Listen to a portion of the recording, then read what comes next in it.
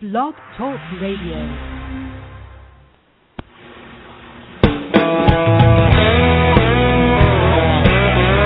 He took an oath to defend the Constitution of the United States of America. By some, he's been called controversial. I'll keep my freedom, I'll keep my guns, try to keep my money and my religion too.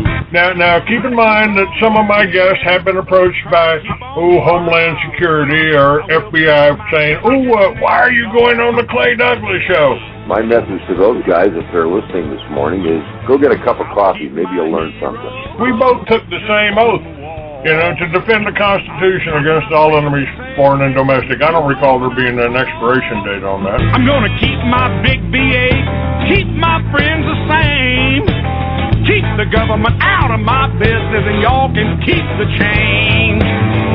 He is the free American, Clay Douglas. We know what we need, we know who to blame. Catch the Free American Hour, weekdays at 7 a.m. Pacific, 10 a.m. Eastern. I'll keep the USA and y'all can keep the change.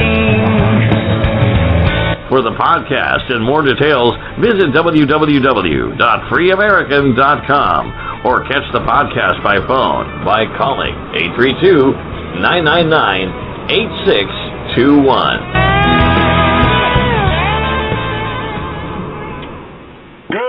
Ladies and gentlemen, welcome to another edition of the Free American Hour. I'm your host, Clay Douglas. My guest today is Brad Cattell, and Brad has TinyTexasHouses.com. Brad, welcome.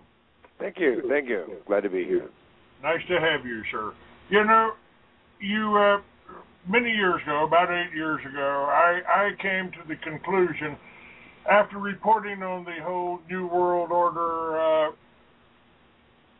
scam for years, for 20 years, I kept analyzing, well, what can we do? What can we do about that? We can't change the World Bank, doesn't, with nothing I say, has much of an effect over in Brussels or at the UN for that matter.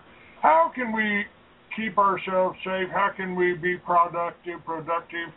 How can we do that? And you have stumbled onto one of the answers that I came up with. The answer I came up with was a recreation of the self-sufficient family farm. I reasoned that if we lived in lower cost housing, not necessarily boxes built in neighborhoods, and we generated our own electricity from the sun and the wind, everything God gave us, and if we grew our own food, we became more self-sufficient, we were independent. I call that concept Liberty Villages. And the self-sufficient family farm is the foundation of every civilization. So, what you've done is scale back the size of our homes. I've asked people, why do you need 2,000 square feet? Why do you have to have a box that big? Marketing. Tell me There's always marketing on that. They want, let's see, you're being programmed to think it's okay to pay for your house, pay $100,000 for a $20,000 home that you have to pay $300,000 for after you get through finished with your interest. Oh, it's not. Well, your interest is actually smaller proportionally than what you're going to pay with your health and with your maintenance costs over the life of the house, given that new houses are specifically designed to break down from the moment they're built. Everything is built-in obsolescence. That's sort of become the mantra of industry, and that's unfortunately been the decay of the American work ethic. And what I think was at one time proud to have something made in America turns into something built to break in 5 to 7 years. That's It's hard to be proud of something like that.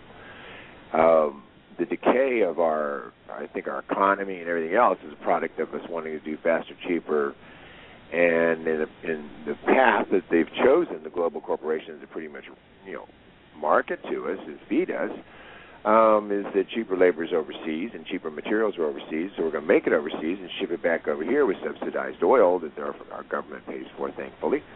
And consequently, I think it's really important that we shift to building housing that's not imported.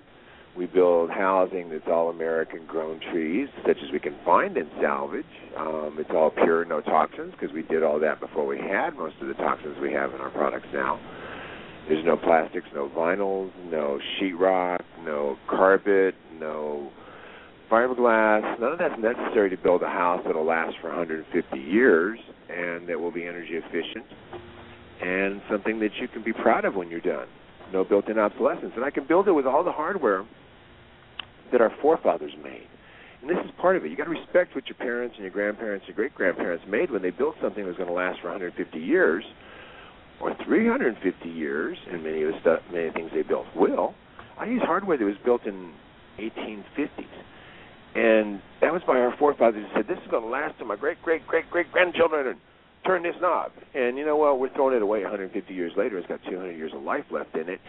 And then we're complaining because new stuff breaks. I can go out and get this stuff virtually for free all over the country. Trillions and trillions of dollars of this stuff sitting around. The best wood, the best hardware, all made by our forefathers. Instead, we throw it away. 51% of our landfills are building materials. So our country is going to hell in a handbasket because we're throwing away the best things we ever had that our children are going to need to survive on. Our resources, our virgin forests standing all around us in big old derelict buildings and houses that have all been chopped up and ready to use if we just take the care, the human energy, in other words, employment, jobs, work, to go out there and take it down and build our houses out of toxin-free materials and do away with this the government regulating us saying you've got to use double-pane insulated glass is a good example, best example I have of why in the hell do I have to use double-pane insulated glass? Excuse my language. That's It comes down to, I'm going to use a product that's going to go bad every 12 years and force me to take it out, tear a hole in my wall because it's made in vinyl. I've got to take out everything. I can't just take out the glass. And make new glass and wrap it in an oil-based product called vinyl that's going to outgas hormone-replicating gases that mess up my kids. So I didn't want it in my house. I could do that every 12 years to have energy-efficient glass. And it takes 12 years to pay for that energy-efficient glass, and the government's going to require me to do that, but they won't require the companies that make it to make it last more than 12 years. So I just do away with that. I use glass that my forefathers made 150 years ago, hand-blown, in wood that was out of trees that were 300, 400 years old that hasn't rotted in 150 years. And I put that back in the house. And it's all American-made by our forefathers. It's all American-made now. It's American coming through our hands and going into the new house. And it's been taxed since it was first made. It was taxed when it was sold. It was taxed all the life of it. It was property tax. It was taxed on the guy who made the money to pay the taxes on it for 150 years. And if it goes into the dump, it'll never be taxed again. So why isn't it okay for me to take it one block before the dump, bring it over here, build a house out of it, and that house should never be taxed again because it's paid its tax. And then I can live in that tiny little house for the rest of my life off the grid without electric because I'll build it using natural law instead of electricity to operate. Let me ask you. It's all possible. Anytime somebody comes up with a better idea, a good idea, it's like all the forces of government are turned against you. Or they're going to maximize the profit off of it or regulate the hell out of it or shop it, set it down. The corporatocracy doesn't exist to perpetuate the small man getting up. It exists to put a lid on it so you can't get through up to the top unless you complete all these impossible things to do. So as a small family business, we can get around almost all that. I can pay my kids and my husband, my wife, or my cousin or my nephews, and do that with barter and stuff. And they can't really tax that. So you don't want to have a small business, family business. If you can do it, you want to basically stop that from happening. In corporations, you can basically control everything. So the problem we run into here is that I can create small businesses around the entire country, family businesses, teaching them how to be salvage miners, and going out and taking down these trillions of dollars worth of barns and houses, and then salvage builders who go out there and then turn around and build all these tiny little houses that can be off the grid. If the power goes down, you can open your windows. And and you can heat it with hardly anything because they're energy efficient. You can do all these things that we can do. I can teach everybody to do that. And then you have salvage hunters that are going to go out there and find the property, find who owns the rights to it, broker it, creating all sorts of new industries. And then building the new houses and setting up subdivisions that are entirely different, where you can put 10 or 12 houses on an acre and not destroy the acre because the houses are so small. And they're portable. People can buy them, own them, and live in them for the rest of their lives. And that's such a beautiful thing. You can pick up your houses, put them on a trailer, and move them, can't you? Correct. It's not like you pull it down the road with your pickup truck or anything. These things weigh 20,000 pounds. Some of them only weigh 10,000 pounds. But what it is the ability to pick it up with a semi-truck or even a 6-team set of horses. They did this all the way through. This is not new. This is more of a renaissance in the sense that we did this in the 1800s. We moved towns all the way behind the railroad. We moved towns behind the lumber industry. We moved towns, fishing towns. I mean, the concept of moving your house is not unusual. In San Francisco, after the fire, they built thousands of houses in one spot and then put them on wagons with horses and hauled them all over. And this is San Francisco. You're not talking about flat terrain here. And they rebuilt the city starting off with little tiny houses, not trailers, but hand-built houses, all out of wood. You can see pictures. It's amazing. This is not new. This is old, brought back to life when we need it, just like most of the principles. These are principles of having small villages of like-minded people, whether it be fishermen or whether it be organic people that are growing or whether it's a common religion, whatever it is that bonds these people together in small groups.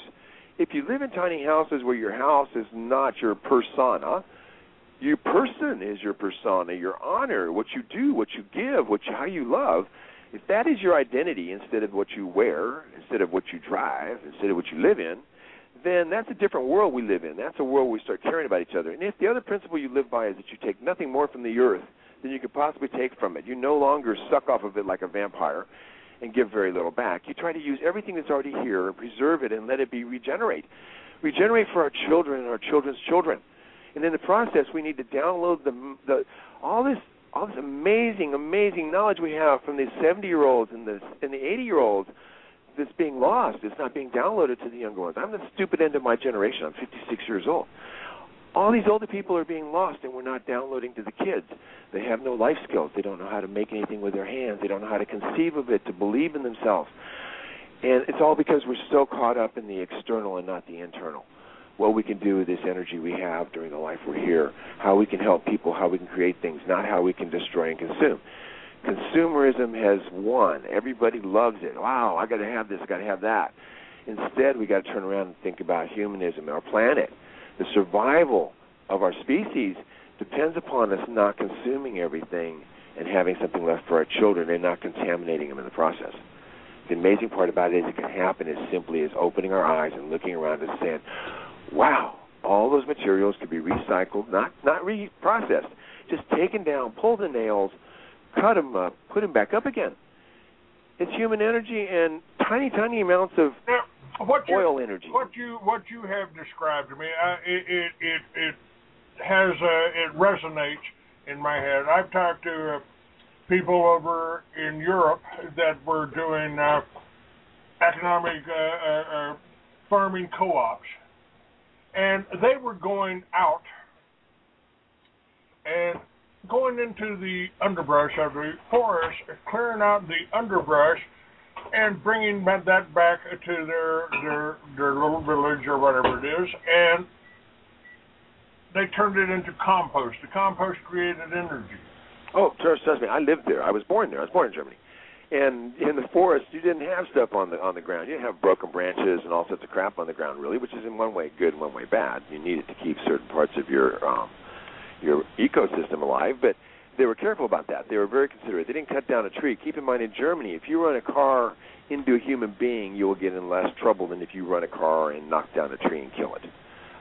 They value their trees dearly. Any society that's been around for 1,000 or 2,000 years, Japan, anywhere, you don't just go out and chop down a tree.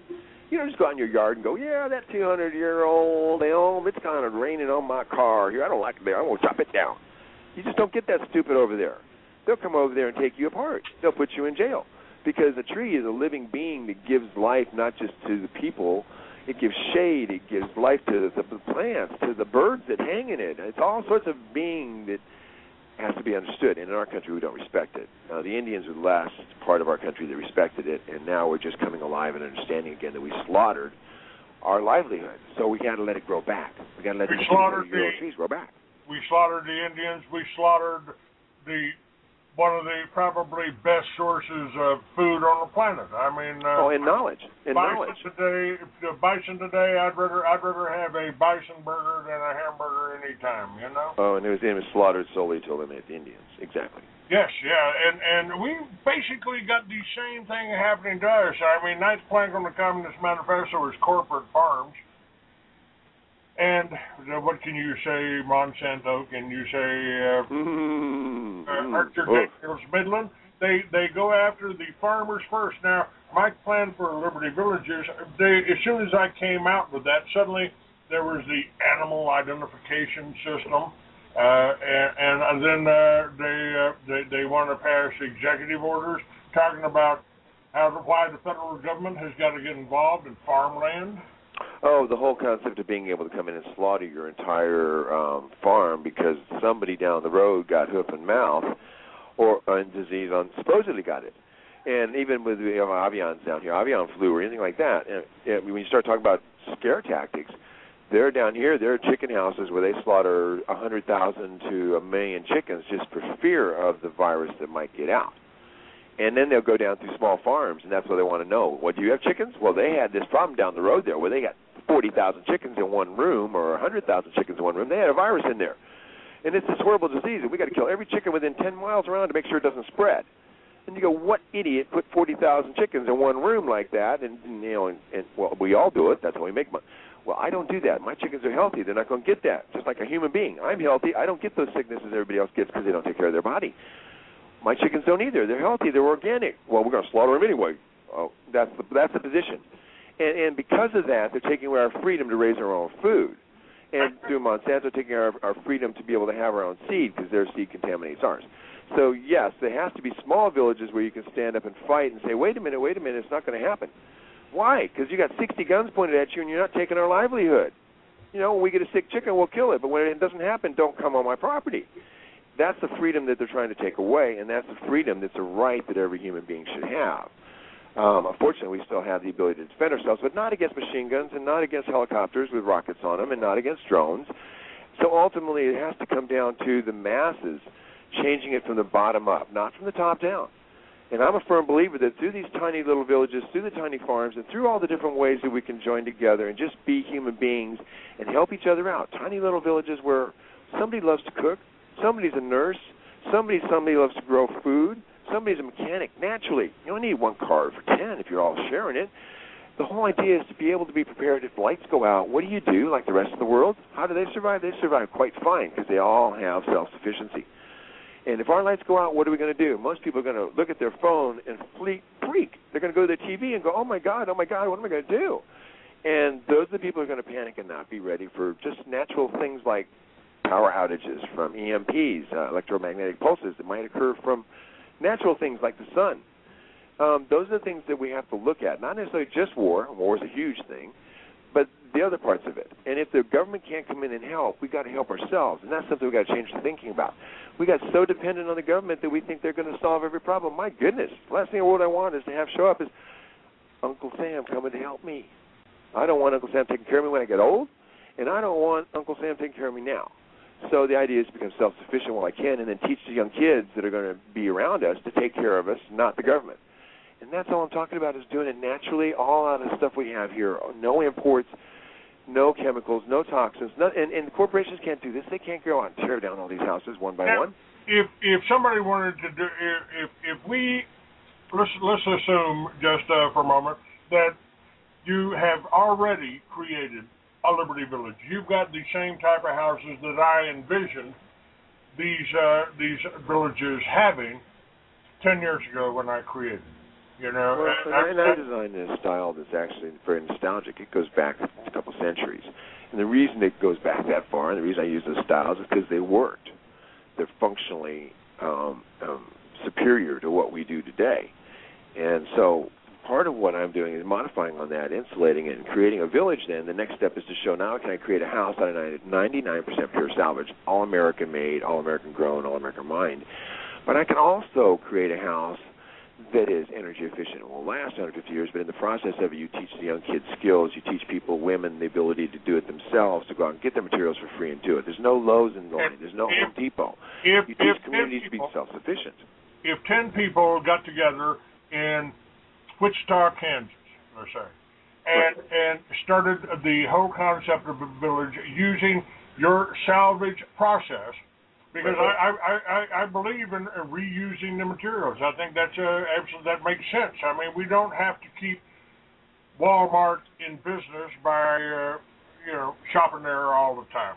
Oh, repeating it every 5 years or 2 years or what is throwaway product gets you back over and over again, guaranteed. Disposable economy here.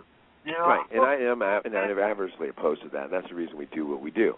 The hinges, the locks on the windows, the locks on the doors, the doorknobs, the glass, everything is saved. It's not even recycled. You just take it off, you clean it up, and you put it back in.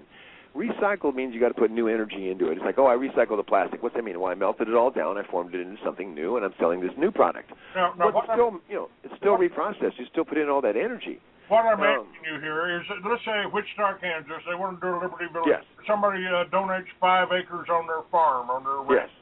And you move in your people there. Yes. And they could go out. They could create solar panels or wind generators. How hard is it to make a propeller? You can. Oh, there's lots of ways to make energy. Lots and lots of ways to make energy. Right. Yeah, you can cut a 50-gallon barrel in two and weld it to, cut them in half, and 2 of them, and weld them to a rear axle, a tire, a wheel on a rear axle, and add a couple of alternators, and you got a wind generator, don't you? Oh, there's all sorts of, it depends on your wind load, so that you've got the ability to get it moving. Once you get it moving, you can keep all sorts of things going if you have enough wind. In lots of parts of the country, there is wind. But not only that, out there especially, the corporate farms are being bought up. Farms are being bought and put in corporations. The problem with that is that when they do that, they don't let you tear down the barns and the old houses because of the liability. If we could free that up and start having all these old generations farmhouses in the middle of nowhere and these barns being taken down and houses built out of them, they not only create villages, they create the means for the villages to support themselves. And this is the important part. Every 150 miles, you put in a pure salvage outpost, and basically that becomes a living resource center. It's all of Grandma's old furniture, her dishes, all the things that you may not need but can be reused over and over and over and over and over again for the next century or two. And if we save those instead of bringing in new products full of formaldehyde and all sorts of chemicals that are all made and processed out of things from other countries, if we're importing it, that's a different ballgame. So, yes, they could not only build a village up there, they could build communities around all the stuff they could save because of the jobs they create, the work they create, gives their kids a reason to stay and gives the elderly a way of being able to stay and move their house around, or the portion of their house around that they live in becomes a tiny house. And the rest of it goes toward the future, their children's children's children. And that's the whole idea. And moving back to barter, when we bartered the old dishes and the furniture and everything for the flooring and the windows or the training that we need or the help, the electricians that we need, it doesn't have to be U.S. dollars. We can barter. That's not being taxed. That's legally not being taxed. You can barter that old house out in the barn for scholarship for your son to learn how to be a carpenter or electrician enough to be able to build tiny houses. Now, you've got 40 acres on I-10. Correct. If I was doing the Liberty Villages on your acreage, I would want a restaurant there. I would want people on the place that love to garden, growing organic food. In fact, talking about this, last week on Friday, I had a gentleman from up in Washington, and he has a whole different method of farming. He's not tilling the soil. He is covering the ground with wood chips, and he explained to me that... Oh, yeah, and we generate tons of wood chips down here. Wood chips don't blow away in the wind. No, on top of that, they also decompose and create nutrients and other things that you would have to add in chemical form, which Monsanto prefers, of course. But there's other things that you really can do. That's the whole point. He's doing it, and they're doing it all over the world. We just have to start educating people the possibilities. So every pure salvage outpost that's created is also an education center, and it's also a preventative medicine center, so that you learn how to take care of yourself and your body without using chemicals and pharmaceuticals, which of course is opposed, juxtapositional to the corporatocracy. But what you want to do is be able to offer this. That's what a living resource bank, any community should do. It should provide education for your kids to learn how to survive and be self-sufficient, and they provide means for the people to stay healthy and teach your children, don't have plastics in your house, don't have vinyls in your house, don't have chemicals in your house, don't have carpet fibers in your house, don't have sheetrock, which creates the worst mold in the world. It's basically all these things you can do simply going back 100 years and building like they built then and living like they did then together with each other, taking care of each other. So if you have to go and see your grandson because your great-grandson's being born, you can leave and somebody's going to take your tiny little house for you and your little dog and cat or whatever it is because they're your community, they're your family. Now, I think, one of the things you're addressing here, I've tried to take in this, and then you just had a meeting with the dean of my college, Timothy Bible College, and I'm kind of in charge of the political science department of that college. That's right around the corner from you, Jake, Professor Jake Wade, Dr. Jake Wade. And in my vision, the Liberty Villages, when you get up in the morning, I come and sit down at my computer and go to work. Lynn comes in and sits down at her computer and goes to work. The kid would go over and sit down at his computer and dial into the Little Red Schoolhouse and do his lessons and answer, and then go out and work in the garden. Now, to me... Or go out and actually do the physical part of his lessons, which might be to be his apprenticeships tasks, which might be working, learning how to do something in his life. Right now in school, in high school, they're not learning how to do anything that's going to do them any good. They're bubble testing the poor kids. They're not learning creative thinking, objective thinking, critical thinking, abstract thought processes, and learning how to build tiny houses, which you learn and to dismantle things. There's a lot of people that are going to be vocational. In Europe and any other society, you learn some kids are not going to go to college and be executives and run corporations, so don't be sending them to college with that dream and charging them money for it and then holding them to their feet to their fire for the rest of their life for their student debt. Because you marketed to these poor kids that they're going to go to school, and they're just not going to do it. They need to support a family. They've already had babies at 10 years, 15, 20 years. It's hugely important that we teach the kids life skills. So that's what they do instead the rest of the day. They till the garden maybe because they're going to learn organic gardening, yes, but they also go over and they work as little carpenters. It's impossible to give people life skills without risks. And so we have to anticipate those risks are there. So you teach kids how to use tools properly. You teach kids how to do these things and take care of themselves and not get contaminated. And wash their hands with lacquer thinner, which 35 years later is going to cause tremors and Parkinson's disease syndromes that come out, but the industry refuses to accept blame for it, so they deny that it's happening. And now it's finally coming out, for example. That's just one example of how many of us washed our hands as kids in lacquer thinner to get off the nasty paint we had on it. And now we find out 35 years later it's supposed to start showing up as tremors, and you could end up with full Parkinson's disease over it. Not the disease, but the symptoms of it. This is part of the thing. I see this Liberty Village, just 40 years, the 40 acres that you've got there in Texas, I see this as being a showcase Absolutely. for how you can live more inexpensively without basically, if we don't take the money away from the banksters, then we're supporting them. They don't call television programming for nothing. So, well, and it's not that hard to take it away. In fact, actually, you don't want to take it away. You want to give it all to them. We want to give them all the U.S. dollars. Let them choke on them. The rest of us can barter. We can do all sorts of other things other than transfer all of our wealth in U.S. dollars where it gets taxed all the time. Bartering is a perfectly acceptable and legal way for us to exchange our services or our abilities. So if you've got eggs and I've got some fish I caught, and you want fish, I want eggs, and that's not a taxable exchange. That's like-minded. That's like exchange, and they do it all the time in the stock market and the real estate market, and we're allowed to do it too. It's just a fair trade exchange, and it's not taxable until you go ahead and sell that product to make a profit off of it. Now, if I give you one fish and you gave me 18 dozen eggs, and I go out and sell those eggs on the side of the highway for $1 a dozen and made $18, then the government can take their 25% of that because that's fair trade out there is taxable. But on the other hand, if I went out and traded it for diapers and traded it for other things, now that's not. That's barter. And so the whole idea is to let them choke on the dollars. That's what's supporting the oil industry. It's what's supporting the banks and everybody else. Let them have all the dollars because they're going down in value so fast. Why on earth would you want to be saving in dollars?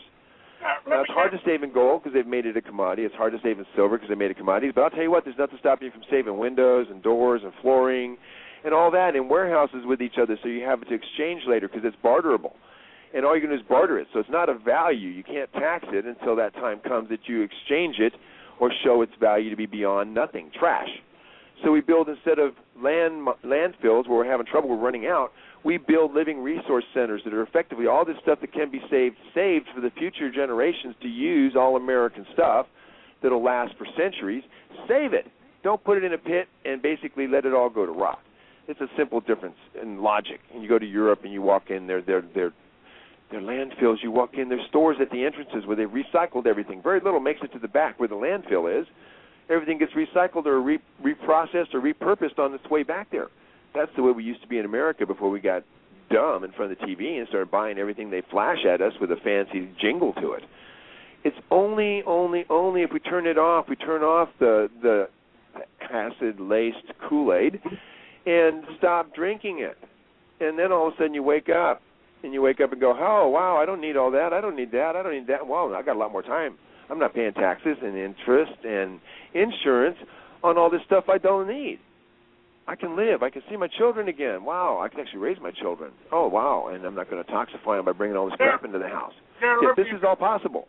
Let me ask you something else. I mean, I think this can be carried further. You know, I've said Obama's idea of greening America is selling the top of that mountain to a Chinese firm so they can bring windmills that they created in China, put them over on our mountaintop, pump the power down the mountain to the power company, and then the power company will be happy to sell it to you. My idea of greening America is to put a wind generator and a solar unit on the roof of every house. Right. And then you don't have to worry about transmission lines. You don't have to worry about the power plant being hit. Oh, well, go further than that. Let me go further than that. Every small town in the country that's dying right now because it can't afford to keep its utilities up, it can't afford to expand, and they're dying on the other hand. Instead, if you downsize everything, you reduce the utility needs, you reduce the energy needs, you send one small portion of your local income, of your local value away because you don't go to Home Depot, you don't go to Lowe's, you don't go to Walmart to buy everything, so your local economy flourishes because you're not sending all your money away. And if you're bartering, you're not sending 30 cents on every dollar to the federal government. Instead of paying $1 to you on your job and then you pay in the next half, I pay you 30 cents on the dollar goes to the government. You go and pay the baker, he pays his employee, 30 cents on the dollar goes to the government. And you then turn around and go pay the next guy as the mechanic, and 30 cents goes to the government. In 3 exchanges, the dollar in your town has been pretty much transferred to the federal government. Instead, if you bartered those 3 exchanges, the dollar becomes $1.30. The next time you change it, it becomes $1.60, and the next time it becomes $1.90. By virtue of the fact that you did not give that up, you have the benefit of that locally. So the dollar literally doubles in value every 3 times it exchanges hands, bartered locally, and you barter materials locally instead of throwing them in the dump. They become money locally. They become employment locally, without tax locally. And what happens is we are the sands that hold the pyramid up. We are the sands that vibrate at the frequency. And if we allow ourselves to carry that load and that little crown at the top gets all the benefit, that's our fault. But if instead we change the frequency we vibrate at and we suddenly start going and say, hey, we can use all this old stuff. Wow, we can build a new society out of this. And the pyramid starts sinking into the ground because we're using all this good stuff. When it gets to the top and it keeps sinking, let it go. Let that top, that very peak with the eye in it, let it go on down through and let it sink. Well, you know, they said 2012 is supposed to be the end of the world. I think it's the end of the beginning world. of the new world. I think it's the ending of the world for the bankers. I think the people's world. There is a worldwide revolution going over. Somebody just said that this is happening in Greece. They're bartering. They're bartering over there in... It's the only choice you have. Barter has lasted forever. It's currency is a temporary thing. We used rum. We used beads. We've used sugar. All these things are temporary elements of what people value. If all of a sudden you said in the United States, we will no longer tax a house that is more than, and I've tried to propose this, I was 75%, but let's just make it a high step. Let's just make it more than, it's got to be 90% pure salvage or 80% pure salvage, and we'll define that. If it is that much of stuff that should have been in the dump, it never gets taxed as a house again. It's a freebie. It's been taxed all this time for 150 years. Instead of throwing it in the dump and never taxing it, let me build a house out of it and don't tax it. If you do that, you will see this economy revolutionized peacefully. because the people will go out and take this stuff down and build houses out of it like you never saw. They will downsize, and thank God they will downsize with something that won't be toxic. It won't be imported. It won't be plywood. It won't be the stuff that they take out of our country, ship it offshore about 150 miles, make plywood out of it, full of chemicals, and ship it back to us so we drink it up like Kool-Aid. And then wonder why our kids are dying of formaldehyde poisoning at 6 and 7 years old from carpets and all these other things that we have. This is real, folks. It's happening. And so pay attention to it and say, wow, instead, let's just go out and do this the other way. If you can put that incentive on there, don't give anybody anything, just don't take anything from them for doing it. And that means don't take taxes from them. I take that trash, I build a house, and the first year it's on the market, out there sitting on the ground, they want $3,000 for it. It's like, wait a minute, folks. You're going to tax it for $3,000 for what? Oh, for education. Wait, I don't want your education system. It doesn't work. It's broke. We're going to tax it for it anyway. Wait, no. Stop. It's trash, guys. I built a house out of trash. I want to live in this house that's built out of trash. You were going to call it trash and throw it away. I happen to build a house. Don't tax it. If you do that, we have non-toxic housing built out of human energy in America, not imported, and you have a vital economy that's based on recycling, rebuilding, reusing, everything that this country was made great with in the first place by our forefathers. And I'll say everything except all the brass, all the iron, all the stuff we shipped away for war. For war, folks, all of this good stuff is being shipped. Now, salvage metals, you know why they're so expensive? You got China building the biggest army in the world off of our money. Yes, not just million-man army, a billion-man army. And how are they going to do that? They need a whole lot of metal. So when you throw that metal away and you salvage it and you go to the salvage yard, you are sending that to where? China. And they're not sending it back as Tonka toys. So plan ahead and think, wow, I don't want to give them all my money, so we go for a non-import economy. We build it on American stuff, of American people, give our kids a future. And on top of that, we save all that metal and we make stuff with it, like housing and things that we need. You wouldn't believe all the things I build out of nothing but salvage hinges and door handles and knobs and rod and steel. All we have to do is think this way. It's a change of thought. It's thinking American. It's thinking local. And this is the most important part. It's thinking local. Every local economy. Uncle Joe and Aunt, who's the mayor, and Aunt Susie, who's the council member, they can use eminent domain and take that big-ass global corporation building that was left behind and all those people who lost their jobs, who now cannot work because there's no jobs, can use that to save all this stuff, to store it away so that the children and families, small energy units called family businesses, can go out there and take stuff down, take it to the warehouse, store it, barter it, and get everything they need and never have to leave the local economy. And we can do that over and over again, thousands of times in 1 year, because all the stuff is distributed. It's sitting around as you walk around each day, as you leave this program, radio program today, and you walk around and you look at that old house. It's not trash. It's 3 or 4 new houses and jobs for your kids and a place for your grandparents to go. That's what it is, over and over and over and over and over again. We just have to change the way we see it as people, not as sheeple who are walking around there paying attention to the corporatocracy marketing program and throwing it all away. FEMA, our biggest government unit, if they come in and help you out in a disaster and give you $5,000 for your house, you can't go in and salvage it. It's got to be ground up and thrown in the dump. That old barn with those 14 by 14 beams that are 30 foot long, and they just paid you some. You can't. No, FEMA owns it. After the storm, people were threatened with arrest on the beaches of Galveston if they went out and picked up 2x4s, 2x6s, and parts and pieces to rebuild a house with. FEMA had to have it. They would literally arrest you if you picked it up, and they were throwing it in the dump. It had to be ground up and thrown in the dump. That is not my federal government helping me out and figuring out how to get out of a crisis. Instead, let's go pick up all those boards, let's pick up all that stuff, and we'll build new houses out of it. Now we all have something to do while we're standing around because our jobs are gone, because what happened? Oh, our business got blown away. Well, then let's all get together and help each other out and pick up all these pieces of parts and start making houses. Oh, we don't know how. Well, no crap. We don't teach them in school. You're absolutely right about FEMA. I filmed the first Homeland Security meeting, but before that, before they became part of Homeland Security, there was the Hurricane Andrew down in Homestead, and we went down to help people. The National Guard did something for us. They gave us a generator so we could keep the beer cold, while all of the neighborhood residents from Homestead camped out in the safety of the biker bar parking lot. And, the FEMA didn't do nothing for us. They stopped people from bringing in water. They stopped people from bringing in boats. When it hit New Orleans, they stopped the hell from coming. No, there's a lot of things. Yeah, they're going to do it to protect everybody from being, taken advantage of. Well, most of the people that are coming There are a lot of them. They're good Christians. There are all sorts of different religions coming because they believe in helping people. They're not the religions that want to come and do battle. They don't. It's beyond that. They're the people that care, even non-spiritual, that people wanted to help that couldn't get in because they're being blocked. And right now, there are people who want to help the homeless. 6 out of 10 women on the street are veterans, as same as guys. They're living homeless. Why? Because nobody cares to help them?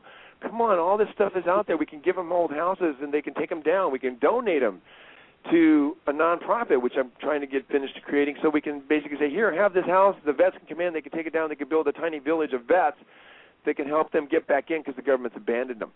After the war, they're no good anymore. That was the whole beauty of this war for the government's basis. They used the poor people, so nobody cared. If we'd have had a draft and the rich kids had gone to war and all of a sudden you had all these people coming back that are committing suicide, more suicides of vets than there are people actually killed in the war, somebody's got to help them out. And we can do it with all these old houses and barns. It could be getting donated to all of our soldiers all across the country to be able to tear them down. And I'm trying to talk about programs right now where they can get enough money to send the soldiers down to learn at the school we're trying to create, and possibly in conjunction, very much so, with the doctor you mentioned. The whole idea behind Dr. Wade's principles are that you can learn it anywhere, and we can ship the stuff to you on a trailer, and you can build a house. We could take it down where it's abundant. In Detroit, they took down 20,000 houses this year. In Cincinnati, 40,000. I mean, take down, they threw them away. They trashed them. They destroyed them. And they don't have any employment. There's no employment. Well, goodness gracious, you got enough empty buildings to fill, and you got enough houses to tear down to make employment. Now all you have to do is ship it to where they need it. Well, gosh, they didn't have trees out in Arizona and New Mexico. Let's ship them out there. They can use them out there. Let's ship them anywhere. By the semi-load, it's cheap. By the 16-foot trailer, it's hard. So we get together, we have big warehouses, and we start shipping it by the semi-load, and all of a sudden your local economy is thriving because you're bartering all this stuff. And you're teaching your kids something, and they're not unemployed. They're not on the streets. They're over there helping tear things down for a constructive reason, not tear them up. The crack houses become resources. They get taken down. I've done it. This is what I did in Austin. I turned neighborhoods that nobody would go in after dark into thriving areas. Okay, let me ask you about a couple other things. One, there was a company out of El Paso, but they built a little plant just on a few acres up in New Mexico, and they said they could supply almost all of the biodiesel that the country would need from a few acres in New Mexico by running water filled with algae, the fastest growing plant in the world, around a set of tubes that were vertical. They skimmed off the algae and they made biodiesel out of it. And I thought, wow, somebody with 5 acres could put run water around and pump it around their house with solar and make enough biodiesel out of the algae. And I think there's a little machine that will do that for you. And we could basically run our own equipment with what we create off of our own land, couldn't we? There's multiple ways of creating free energy, relatively free energy. And the beauty of it is that when you create, the first one over here, I think we're going to probably look at it from the standpoint of Tiny Texas Territories, where effectively each little village, each acre with its own 10 or 12, 14 houses, might be on it, and the common house in the middle would be their big kitchen, and the common things they use, the mowers and stuff like that. If you're using them in common, you don't need one for each household. So all these things, you can start reducing the energy needs you have. It's a whole lot easier then to fulfill that energy need through alternative means.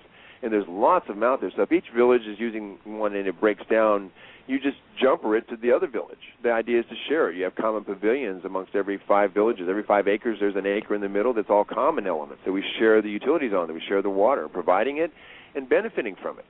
And each 10-acre plat allows you green space galore to have, you can put a lot more people than anybody imagines when you shrink the footprint of each person down to just a few hundred feet.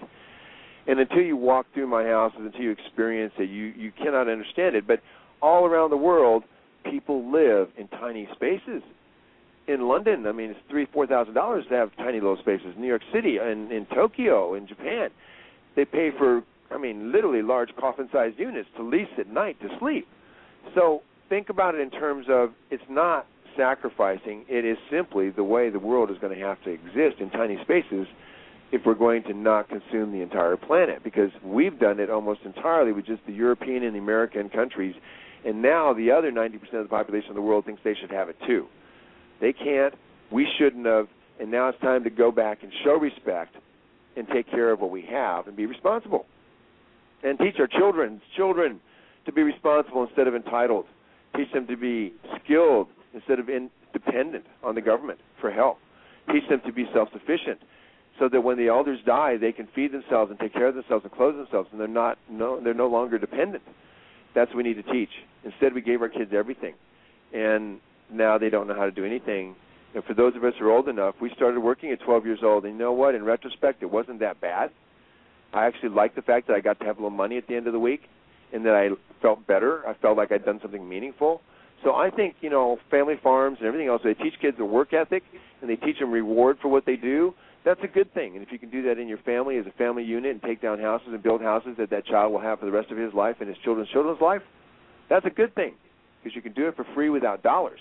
We don't need dollars to build housing. We don't need dollars to build pure housing that will last forever. We don't need dollars to build villages if we join together and do it with the dollars we already have available.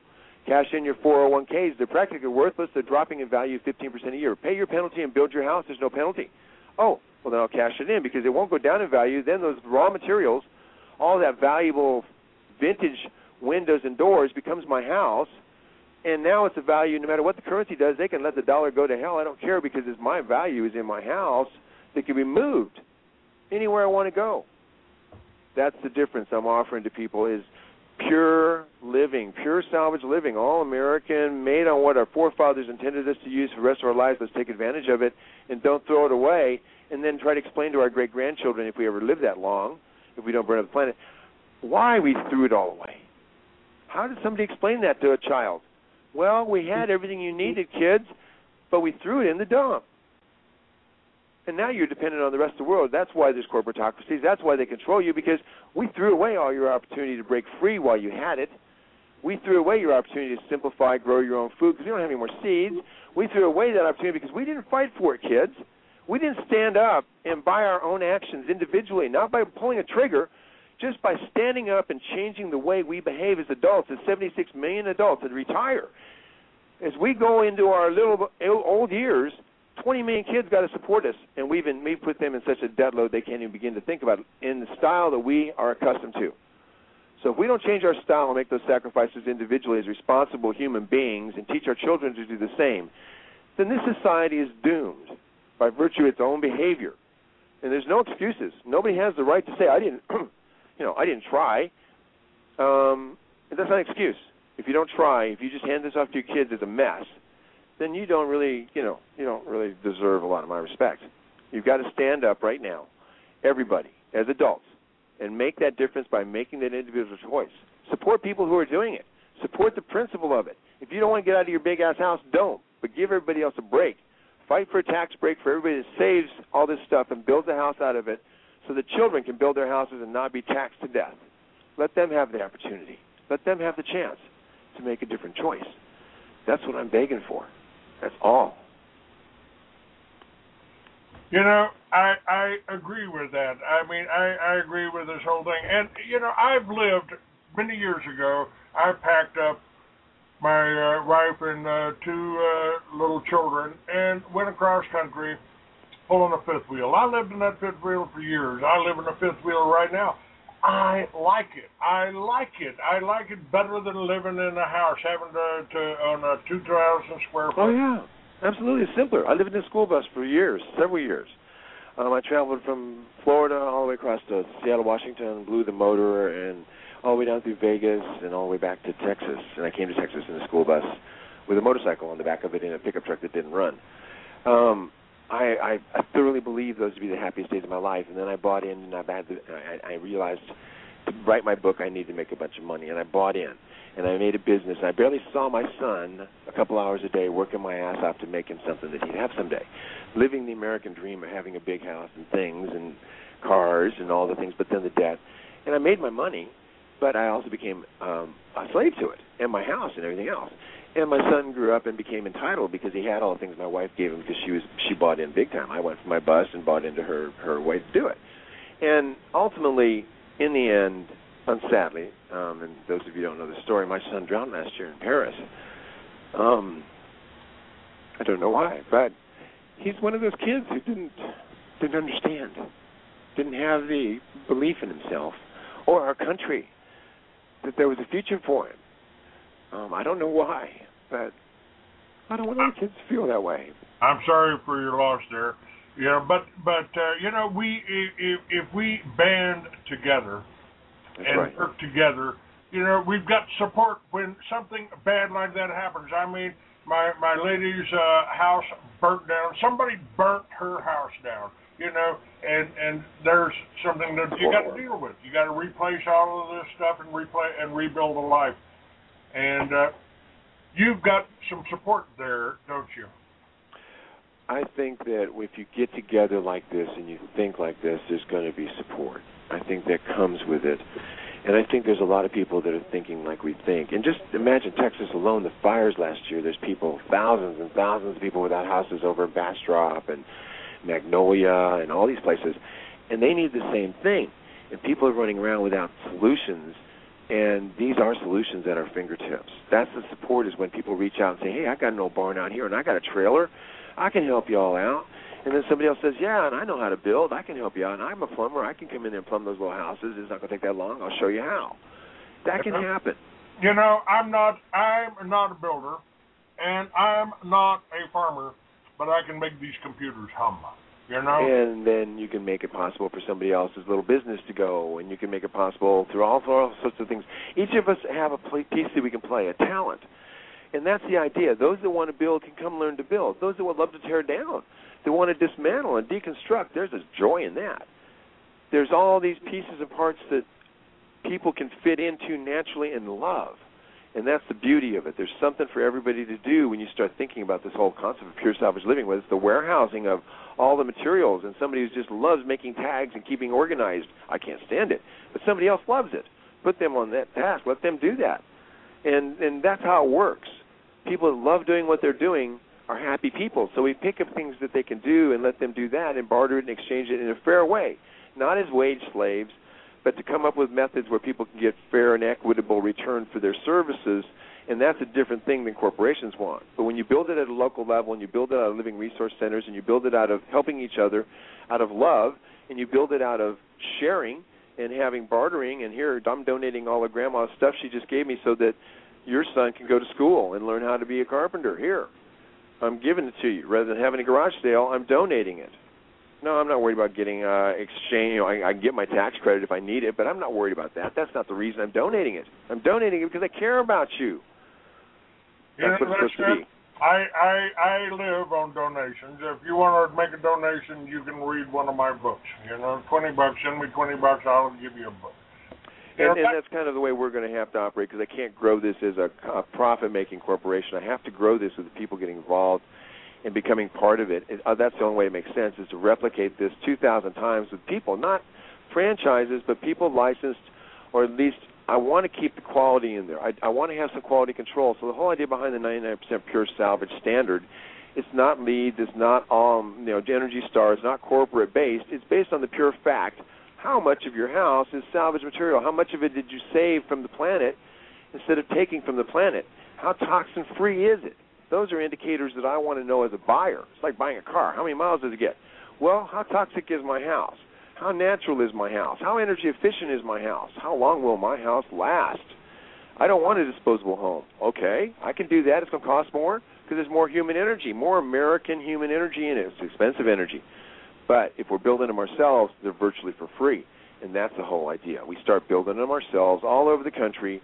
I can show everybody how we're doing it. If you go to my website, you go to even my Facebook page, you can see hundreds and hundreds of pictures of how I do it. It shows the framing. It shows the insulation. I'm open with it. I'm open source. I'm not trying to make $1 million. I give this information away freely to anybody that wants to look at it. Now, we're trying to create the Pure Salvage Living website that's going to have a membership so we can get the money to help make more, better programming. And we're working with Dr. Wade to be able to go ahead and have the education available to everybody as freely as we can. So it might be a $5 membership for the site. It might be for salvage miners, salvage builders more. But the idea is then to dispatch and disperse to qualified people who won't rip off people, to make them part of a private membership.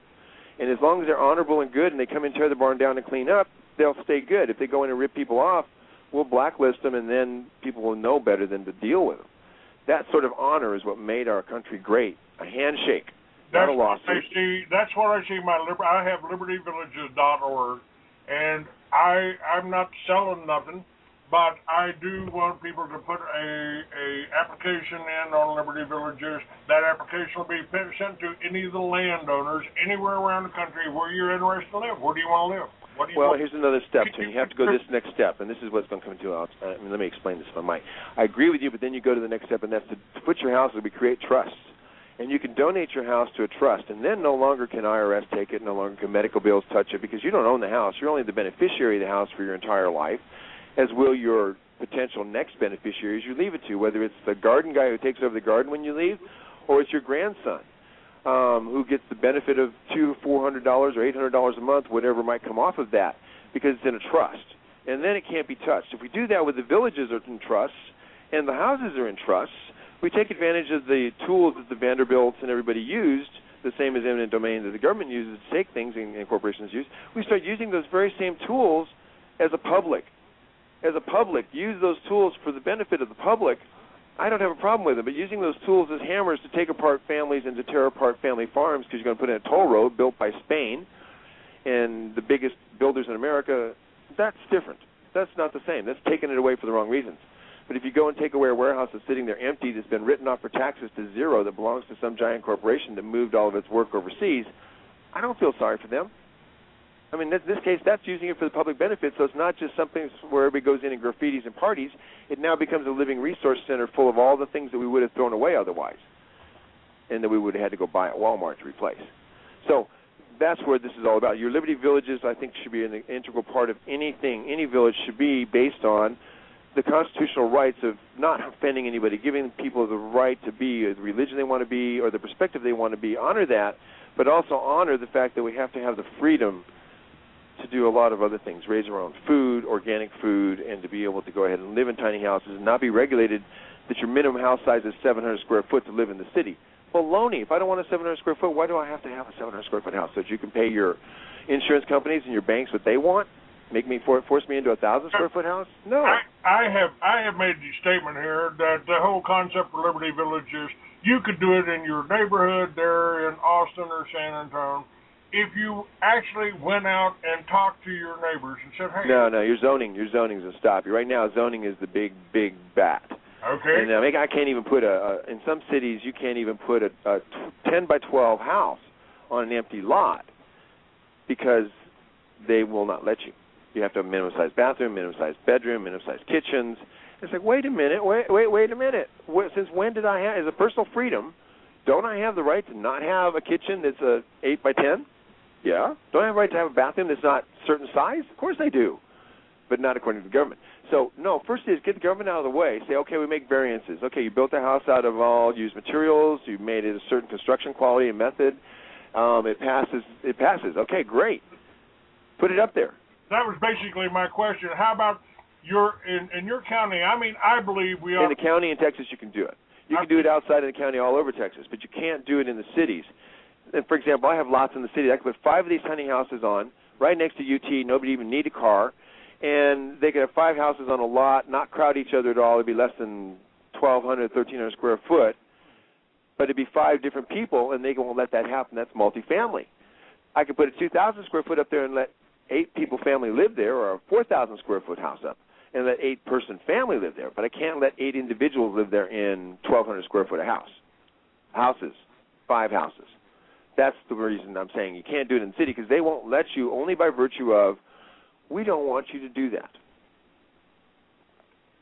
Yeah, the whole, that's what I've told people about the neighborhoods. I mean, well, we can't do it because the neighborhood association, the county won't, they don't want you to do it. They don't want you being selfish. If somebody doesn't want us to build an all-American-made village out of parts and pieces that will preserve the planet and make a toxin-free environment for the children that will live there and the people that will live there, and be able to go ahead and make the neighborhood, give it higher density but higher quality, people that will live there and love it because they'll be so vested and they'll have their little organic garden on their lot because there's still have enough land on there to have their garden, and they become that part of that urban population that actually adds to, rather than sucks the lifeblood out of it, reduces the utility load on the city, reduces the energy load on the city, reduces the carbon footprint of the city, if I can do that, how can that be seen as a bad thing by a politician or anybody else if it's no imports driven and it'll last 150 years? And when the time comes that the land is more valuable, we can pick the houses up and take them away, not tear it down like an apartment building and throw it in the trash. So the whole concept to me is much more logical to be able to put 5 or 6 houses on there and move them later on, because UT will eventually take this land that I own. But in the meantime, I could have housing there, inexpensive housing, relatively speaking, to what the rest of the city is, and do it without a carbon footprint, but they won't let me because those 6 people would not be by blood related or married.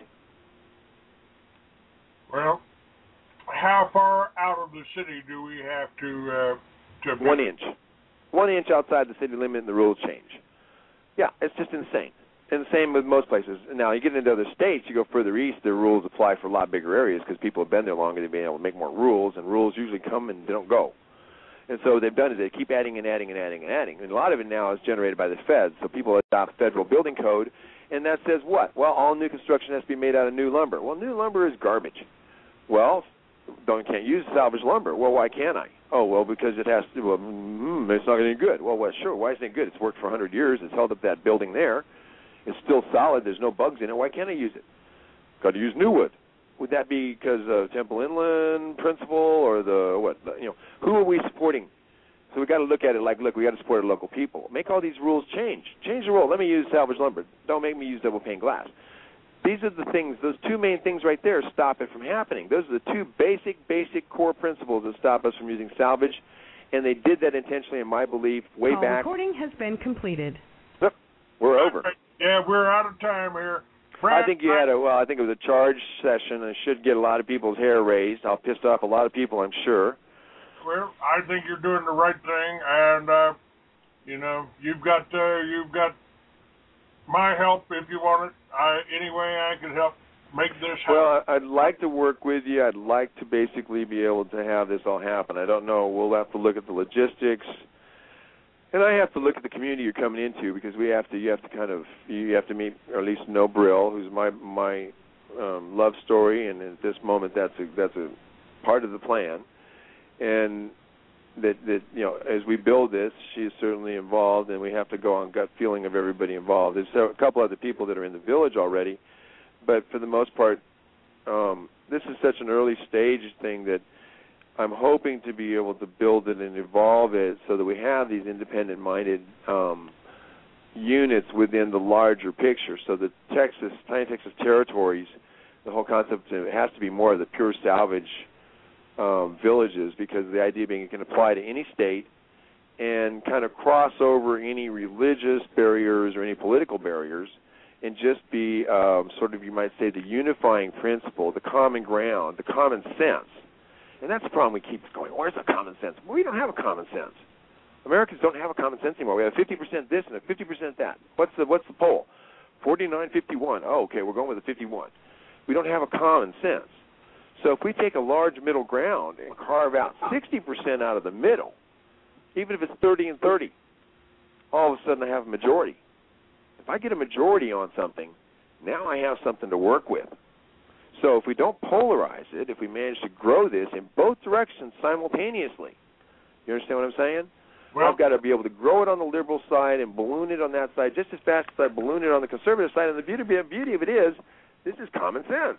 It should work for both parties. It's always been, divide and conquer is their strategy. Exactly. I'm a Republican. Oh, you're a Democrat. I'm a liberal. Oh, you're supporting Obama? Oh, well, it doesn't matter which one you support. They're both part of this hydras with different heads. I call it 2 wings of the same bird. That's it. Yeah. And except you can take a bird down with 1 wing. You can't take a hydra down by taking 1 head off. That's the difference in that metaphor. A hydra replaces heads 2 for 1, and a bird only has 2 wings. So the hydra, the beauty of the hydra is ultimately, and this is with the beauty of the snake tribe and the turtle tribe. The turtle tribe is the tribe that will come back, and then people will move their houses on their backs. This is a legend. It goes across the Lakota and all the Indian tribes.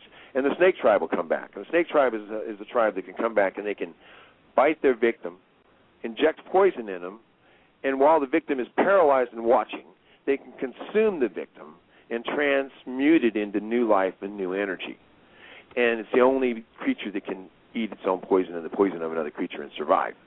And we're going to eat the U.S. dollar and basically eat the U.S. government up while it watches, and effectively by virtue of the masses joining together for once under a common banner and saying, this only makes sense. How can we not do this? Any politician that stands in the way of what this can happen, what this can be, who's he doing it for? How can he rationalize in any way, shape, or form, or argue in any way, shape, or form against my argument? It's a debate, and I love debate. I'll debate anybody on this subject rationally and win it on the basis of emotion that you can't resist throwing into the picture when you go local, when you go your child, my child, our grandchild, your mother, your dad. These are the people that I'm talking about, and you want to take it away for whom? Let me tell you what, let me just bring up, if you don't mind staying with me for a little while, I'll just record a little bit more here. And let's take one caller. I think I recognize this number. David, are you still hanging on there? Yes, I am, Clay. Well, say hello to Brad. This is David Koss. He's a regular on my show. He would like to run for president, but we're. That's an expensive proposition. Well, Brad, I'll tell you, I've kind of been chosen to be the next president by our Creator, since my last name is Koss, K-A-A-S as in Sam, and it's the same as the second son of Levi in the Old Testament. The Kothites used to carry the Ark of the Covenant.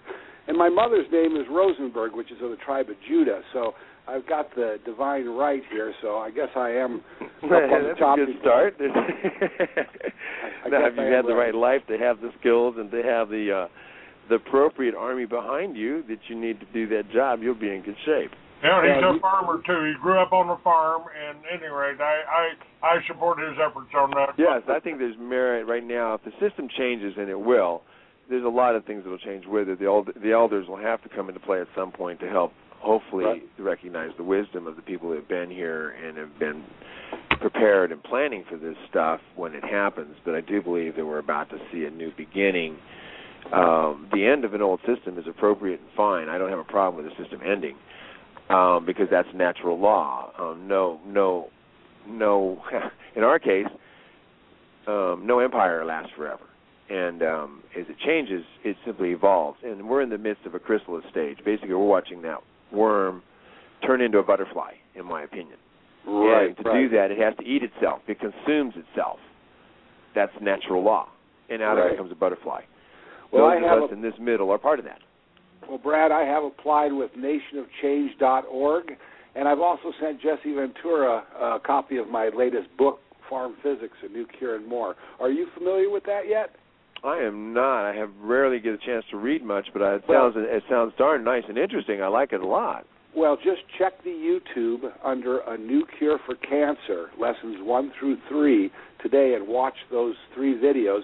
They describe the new 3-finger technique, which Clayton uses on his coffee cup every morning on the screen, and I've been using it for 20 years. And with this 3-finger technique, actually South spins the electron in the glass of fluid before you drink it, which empowers your 7-year cellular rebuild cycle, which will allow you to remain on the planet for up to 1,000 years this time around. So take a look at those 3 videos. I better start doing that pretty soon here because I still got a body that I can preserve. Otherwise, I may not want to do that. Well, for me, I'm not doing too bad for 65, and I've been spending my coffee for a while. David, thank you for coming on. Yes, thank you, too, and I'll get on there and look at that. I really will, because I'm very much a firm believer in the energies being part of how we exist. We are energy beings, and it's so important for us to understand this from the ground level, how we grow. Part of the village down here is I've got to have people that understand these principles so we can pass them on. And I hope that we can get somebody down here that can get we have a fairly, you might say, naked property to work with. I've got elevation. I've got water to work with, but through elevation and rain. But I don't have the experience. I'm not a green guy. And we desperately need somebody representing the green guys down here. We're going to be talking about that. The gentleman I just had on Friday is going to advise us on the farming techniques that he uses up in Washington with the ground cover with the wood chips, and we'll be able to do that pretty easily. And the other thing I want to point out, too, and I very much believe in natural curing of cancer, is that my love story was had cancer the second time, or first time in her 20s, and then the radiation therapy in the 20s and chemo. She ended up with lymphoma later on. And so when she had it, and I knew her, and we went through, and of course she went back to MD Anderson, which of course is entrepreneurial oncology in my opinion. And they took her for a whole bunch of money that she didn't have because she didn't have insurance, so she had to keep paying them.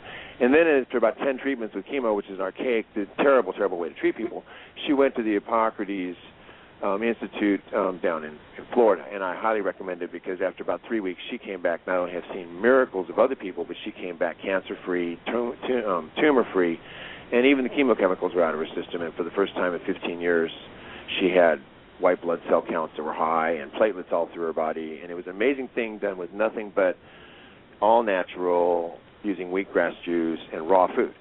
So I firmly believe that the cancer is a business, and we just have to break away the same as the pharmaceutical. And by the way, one of my little favorite things here, which of course Texas is the bad guys in my novel about marijuana, is that hemp, cannabis, THC cures cancer. It can cure cancer. Oh, it has so many virtues and benefits. And in Texas, if you had it grown in Texas freely, just as a wild weed, it'd be all along the ditches. You could harvest it. And it wouldn't be the high stuff to get you high. It's just plain old, the good stuff we could use for rope and for all sorts of other things, for shoes, for making clothes. Bible pages in Jamestown, the sails that they sailed over with were cannabis. No, it's something we should be growing in this country all over the place because it grows naturally, it grows wild. And we could have it, instead of bloodweed, it could grow out there, and we just chop it down and use it. There's all sorts of things we could be doing if we just change our ways and go back to the natural ways. That's why I'm writing. Yeah. That's why I'm writing fiction for the rest of my career here. I don't think Americans are ready for the truth, but I'm definitely going to. I'm going to this. Was it David? Yes, David's running for. He's do his spinning water. There's a lot of scientific evidence that shows that you can alter the. Matter of fact, what do you know what the definition of love is? What's that? Your level of vibrational energy, and the higher we raise that, the closer we are to God, the closer connection we got to nature. The proof of that is actually physical. Can I mention that? There's actually physical proof of that, and the proof of that is when my love story, was down in being cured. They actually took a blood sample, and they had a picture of it. They're showing it up there with all the cells moving around in the blood. And at the end of it, the woman who's reading it said, "Oh, you're in love. You have a child? So you're married? No. Do you have a child? No." She said, "Well, see these around here floating in your blood? That means that you're in love. You have a love story somewhere, because that's what's curing you right there. Is those when they hit your blood. When you have that in your blood, you're being cured." And so love, in the form of whatever it is, whether it's your child, your mother, somebody that you're just so obsessively in love with that you're giving that much love to, cures you. Yes, it does help you. It makes a huge difference. It's not that other things can still kill you. They still can. But that actually changes the metaphysical elements and the physical elements of your body. Absolutely, I believe that. It works. It works. And I appreciate you being on with me, Brad. I'd like to have you back probably a week or two. Well, hopefully we'll get a chance to see you, and we'll get involved in being one of the villages in the territories. The only thing it takes with me is gas money. I can, Lynn and I can hop on the Harley. We could be over there in a day. Well, you should come out and visit. You need to meet Brill. You need to meet Amelia, Heath, some of the other people that are involved, and get a feel for the place. And then from there we can talk what can happen and where we can go. But I think that's a real important step. We'll see if we can do that. And like I said, all it takes with me is gas money, folks. If you want to buy a book, order a book, make a donation, you can help. Right now, I got to buy this land next door. I have to manifest $150,000 here, and I'm coming up to the last 2 days. So I couldn't go to the bank, so I've had to come up with all this money in the last 6 weeks, and nobody's putting it in but me. So luckily, some people have bought some of the house. I put up the house I was going to live in. That sold to a woman that never even came and saw it. And she was in Florida, now she's in Michigan, and I'll finish it. She'll never see it before I ship it. And I sold another one I just made, and I've got a chapel for sale. I sold one of my first editions, but I'm going to materialize it. I'll make it happen. Once that happens, I may have money again, but generally I live in the red. How much does it cost to ship one of these houses? Cost $12. Oh, goodness, depends on where you're shipping it, though. 3 I shipped to the Badlands of North Dakota ran about $10,000 a piece. The 3 that this guy wants in Vermont may cost him $15,000 a piece to get there. So it just is relative to how far you're shipping. That's why we got to have outposts. If I had an outpost up in Vermont, I'd be selling them. If I had an outpost in North Carolina, I'd be selling them and not shipping them. But it's expensive to ship air. All right. I can ship them flat on a trailer cheap. I can't ship air in a box cheap. We will see what we can do to make this happen, Brad. I appreciate what you're doing. And by the way, Jake Wade tells me that you're a genius.